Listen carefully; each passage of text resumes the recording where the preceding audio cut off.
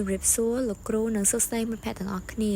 ពួកខ្ញុំមកពីក្រុមទី8ដែលមានសមាជិក3នាក់ដូចជានាងខ្ញុំឈ្មោះអែមលីសាទី2គង់នីណានិងទី3អែលីហួរ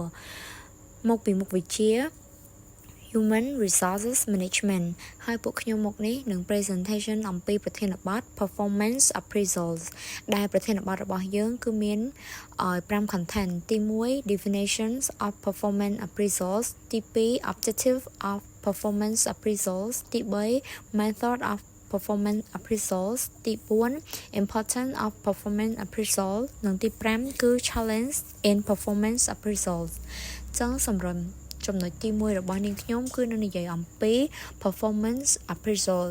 អញ្ចឹងអ្វីដែលហៅថា performance appraisals គឺជាដំណើរការដែលមានលក្ខណៈជាផ្លូវការនិងមានការរៀបចំច្បាស់លាស់ដែលក្រុមហ៊ុនឬក៏អង្គការប្រើប្រាស់ដើម្បីវាយតម្លៃលើការអនុវត្តការងាររបស់បុគ្គលិកម្នាក់ៗ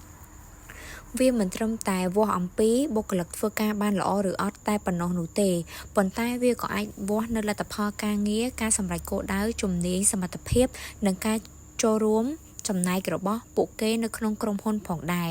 តាមរយៈការវាយតម្លៃនេះអ្នកគ្រប់គ្រងអាចដឹងអំពីចំណុចខ្លាំងរបស់បុគ្គលិកចំណុចខ្សោយរបស់បុគ្គលិកដែលយើងត្រូវកែលម្អផែនការអភិវឌ្ឍសមត្ថភាពបន្ថែមទៀតជាទូទៅ performance appraisal ត្រូវបានធ្វើឡើងជារៀងរាល់ឆ្នាំឬក៏រៀងរាល់6 ខែម្ដងដើម្បីធានាថាបុគ្គលិកកំពុងអភិវឌ្ឍខ្លួននៅក្នុងក្រុមហ៊ុនដែលកំពុងដំណើរការថាបានល្អឬអត់និយាយឲ្យសាមញ្ញទៅគឺជាវិធីសាស្ត្រសម្រាប់ពិនិត្យនិងកែលម្អការអនុវត្តការងាររបស់បុគ្គលិកឲ្យកាន់តែមានភាពប្រសើរឡើងនៅបន្ទាប់យើងនឹងនិយាយអំពី Objective of Performance Appraisal ចឹងចំណុចនេះនឹងនិយាយអំពីគោលបំណងនៃ Performance Appraisals គោលបំណងទី1គឺដើម្បីវាយតម្លៃការងារការអនុវត្តការងាររបស់បុគ្គលិកថាជួយវាស់បុគ្គលិកអាចបំពេញការងារទៅតាមស្តង់ដារការងារសម្រាប់គោលដៅនិងបំពេញតួនាទីបានយ៉ាងល្អប៉ុណ្ណាទី2គឺដើម្បីស្គាល់ពីចំណុចខ្លាំងនិងចំណុចខ្សោយរបស់បុគ្គលិកធ្វើឲ្យអ្នកគ្រប់គ្រងអាចដឹងថាបុគ្គលិកមានជំនាញអ្វីខ្លះនិងចំណុចណាដែលត្រូវកែលម្អបន្ថែមទៀតចំណុចទី3គឺការផ្ដល់មតិយោបល់ឬក៏ feedback ការផ្ដល់មតិយោបល់នេះជួយឲ្យបុគ្គលិកយល់ពីសមត្ថភាពរបស់ខ្លួននិងជំរុញការងារឲ្យពួកគេមានភាពអភិវឌ្ឍខ្លួនសម្រាប់គោលបំណងទី4គឺជួយក្នុងការសម្រេចចិត្តផ្នែកធនធានមនុស្សវាជួយកំណត់ការដំឡើងតំណែងការកើនប្រាក់ខែប្រាក់រង្វាន់ឬវិធានការផ្សេងៗទៀតចុងក្រោយគឺដើម្បីកំណត់នៅតម្រូវការបណ្ដុះបណ្ដាលនិងការអភិវឌ្ឍនៅជំនាញបើខ្វះបុគ្គលិកជំនាញណាមួយក្រុមហ៊ុនអាចមានការរៀបចំការបណ្ដុះបណ្ដាលដើម្បីឲ្យពួកគេមានការអភិវឌ្ឍនិងរីកចម្រើនបន្ថែមទៀតនៅក្នុងអាជីពដែលពួកគេបានបំពេញចំណុចរបស់ខ្ញុំគឺបញ្ចប់ត្រឹមប៉ុណ្ណេះនាងខ្ញុំសូមបន្តទៅកាន់មិត្តភ័ក្តិរបស់នាងខ្ញុំដល់ចំណុចទី3និយាយអំពីវិធីសាស្ត្រវិតម្លៃការងារចំណុច A ប្រភេទនៃការវិតម្លៃប្រភេទនៃការវិតម្លៃគឺមាន2ការវិតម្លៃតាមបែបប្រៀបធៀបគឺមានន័យថាគឺការប្រៀបធៀបបុគ្គលិកជាមួយគ្នាគឺរៀបចំចំណាត់ថ្នាក់ចំណុចមួយទៀតការវិតម្លៃបែបស្តង់ដារ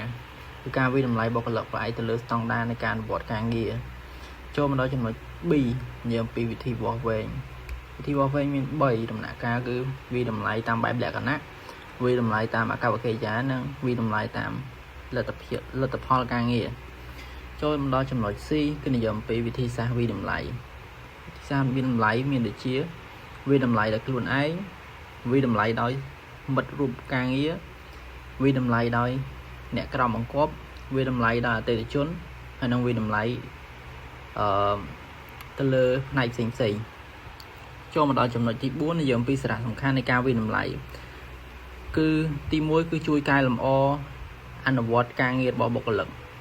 ជួយបង្កើននៅទំនាក់ទំនងនិងទំនុកចិត្តកំណត់ចំណុចខ្លាំងនិងចំណុចខ្សោយរបស់បុគ្គលិកគាំទ្រការសម្រេចចិត្តអំពីប្រាក់ខែនិងការដំឡើងតំណែងយ៉ាងយុត្តិធម៌បង្កើនផលិតភាពរបស់អង្គការហើយនិងកាត់បន្ថយបញ្ហាផ្នែកច្បាប់ប្រសិនបើមានការអនុវត្តបានត្រឹមត្រូវចឹងចូលដល់ចំណុចទី5 Challenges in Performance Appraisal មានន័យថាបញ្ហានៅក្នុងការវិតម្លៃសមត្ថភាពចឹងការវិតម្លៃសមត្ថភាពមានសារៈសំខាន់ណាស់ប៉ុន្តែមានបញ្ហាជាច្រើនដែលអាចប៉ះពាល់ដល់ប្រសិទ្ធភាពរបស់វាចឹងចំណុចទី1គឺ Employer Related Challenges មានន័យថាបុគ្គលិកអាចមានអារម្មណ៍មិនសប្បាយចិត្ត ឬការពារខ្លួនពេលទទួលបានមតិយោបល់អវិជ្ជមានពួកគេអាចគិតថាការវាយតម្លៃគឺជាការរិះគន់ផ្ទាល់ខ្លួនប៉ុន្តែមិនមែនជាការជួយអភិវឌ្ឍទេបញ្ហានេះហើយដែលអាចធ្វើឲ្យបុគ្គលិកបាត់បង់ទឹកចិត្តនិងមិនចង់កែលម្អចឹងចំណុចបន្ទាប់នោះគឺ perception of unfairness មានន័យថាបុគ្គលិកអាចមានអារម្មណ៍ថាការវាយតម្លៃមិនស្មើភាពឬមានភាពលំអៀងឧទាហរណ៍ថាអ្នកគ្រប់គ្រងគាត់អាចផ្ដល់បន្ទុកខ្ពស់ដល់បុគ្គលិកដែលគាត់មានសិទ្ធិជាងអញ្ចឹងបើមានការយល់ឃើញថាមិនយុត្តិធម៌វាអាចបង្កធ្វើឲ្យមានការខូចខាតទំនាក់ទំនងនិងបន្ថយការជឿជាក់លើអង្គភាពគ្នារីឯចំណុចបន្ទាប់ទៀតនោះគឺ fear of appraisal មានន័យថាភាពភ័យខ្លាចនៃការវាយតម្លៃការភ័យខ្លាចការវាយតម្លៃគឺជាបញ្ហាសំខាន់មួយបុគ្គលិកខ្លះអាចមានអារម្មណ៍តានតឹងឬភ័យខ្លាចពេលដែលដល់ពេលវាយតម្លៃព្រោះពួកគាត់បារម្ភអំពីលទ្ធផលចឹងពួកគេអាចខ្លាចថានឹងទទួលបានបន្ទុកទាបនឹងត្រូវបានរិះគន់និងប៉ះពាល់ដល់ប្រាក់ខែឬការលើកតំណែងភាពភ័យខ្លាចនេះអាចធ្វើឲ្យបុគ្គលិកមិនអាចបង្ហាញសមត្ថភាពពេញលេញឬមានអារម្មណ៍តានតឹងក្នុងការងារជំនួសឲ្យការមើលការវាយតម្លៃជាឱកាសអភិវឌ្ឍខ្លួនពួកគេអាចមើលវាជាគម្រាមកំហែងបាន B manager related challenges បញ្ហានៃការតាក់ទង rater bias ភាពលំអៀងរបស់អ្នកវាយតម្លៃអ្នកគ្រប់គ្រងអាចវាយតម្លៃដោយផ្អែកលើអារម្មណ៍ផ្ទាល់ខ្លួនមិនមែនលើលទ្ធផលពិតប្រាកដនោះទេដូចជាឧទាហរណ៍ថាផ្ដល់បន្ទុកខ្ពស់ជាងលើពីការពិតមានន័យថាផ្ដល់បន្ទុកលំអៀងវាល្អជាងអ្នកដទៃឬផ្ដល់បន្ទុកតឹងរក lack of training ការខ្វះខាតការបណ្ដុះបណ្ដាលបញ្ហាមួយសំខាន់ក្នុងការវាយតម្លៃសមត្ថភាពគឺអ្នកគ្រប់គ្រងមិនអាចទទួលបានការបណ្ដុះបណ្ដាលគ្រប់គ្រាន់អំពីរបៀបវាយតម្លៃបុគ្គលិកបើគ្មានការបណ្ដុះបណ្ដាលត្រឹមត្រូវអ្នកគ្រប់គ្រងអាចនឹងមិនដឹងពីវិធីកំណត់ស្តង់ដារត្រឹមត្រូវមិនអាចផ្ដល់មតិយោបល់ស្ថាបនាបានល្អនិងវាយតម្លៃដោយផ្អែកលើអារម្មណ៍ផ្ទាល់ខ្លួនលទ្ធផលអាចធ្វើឲ្យការវាយតម្លៃមិនមានភាពត្រឹមត្រូវប៉ះពាល់ដល់ការជឿជាក់របស់បុគ្គលិកមួយទៀតគឺ time constraint មានន័យថាពេលវេលាមិនគ្រប់គ្រាន់អ្នកគ្រប់គ្រងជាច្រើនមានភារកិច្ចការងារច្រើនដូច្នេះពួកគេអាចមិនមានពេលគ្រប់គ្រាន់សម្រាប់ធ្វើការវាយតម្លៃយ៉ាងលម្អិតបញ្ហានេះអាចបណ្ដាលឲ្យការវាយតម្លៃធ្វើឲ្យរហ័សពេកមិនប្រមូលព័ត៌មានគ្រប់គ្រាន់និងមិនពិភាក្សាជាមួយបុគ្គលិកយ៉ាងលម្អិតការខ្វះខាតពេលវេលាអាចធ្វើឲ្យលទ្ធផលវាយតម្លៃមិនឆ្លុះបញ្ចាំងសមត្ថភាពពិតរបស់បុគ្គលិក C process related challenges បញ្ហាទាក់ទងនឹងដំណើរការ unclear criteria weak មានន័យថា